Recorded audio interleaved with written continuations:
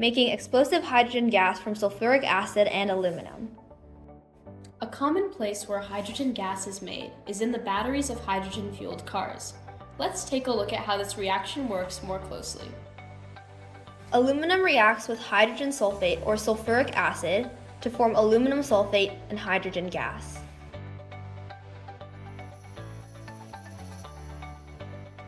Or, represented with element symbols, here is the equation.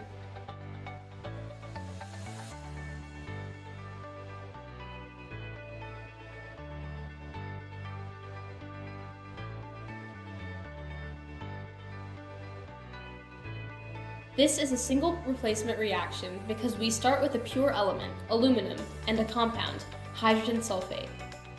However, the aluminum substitutes hydrogen as the metal in hydrogen sulfate, instead forming the compound aluminum sulfate.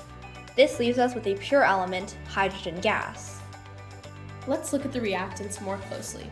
The compound, hydrogen sulfate, is an ionic compound. Sulfate is a polyatomic anion with a charge of 2-, whereas hydrogen is a cation with a charge of 1+. Thus, 2 atoms of hydrogen are needed to balance out the charge of sulfate in the compound.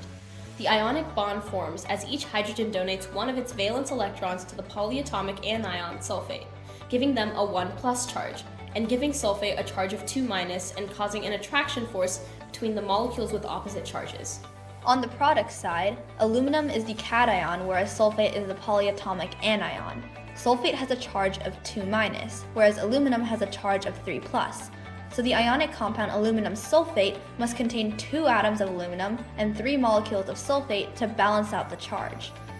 Hydrogen is a diatomic element, meaning it often bonds covalently with other hydrogen atoms to form pairs of hydrogen in nature. Thus, the product is H2. This reaction is not balanced.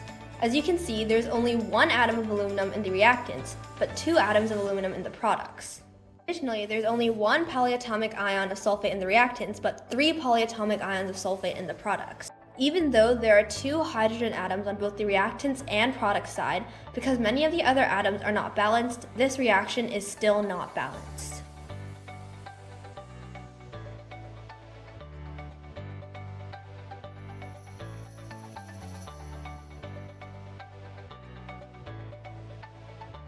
Let's balance it. First, we know we can have 3 hydrogen sulfate compounds to have 3 sulfate polyatomic ions, but this also means we have 6 hydrogen atoms on the reactant side. Then we can have 3 pairs of hydrogen on the product side to have 6 hydrogen atoms on both sides.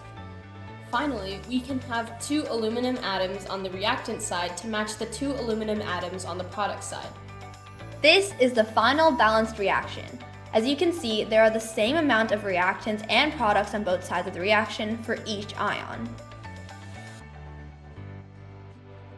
So 2 atoms of aluminum react with 3 compounds of hydrogen sulfate to form 1 compound of aluminum sulfate and 3 pairs of hydrogen gas. That's how we get explosive hydrogen gas that we need for cars.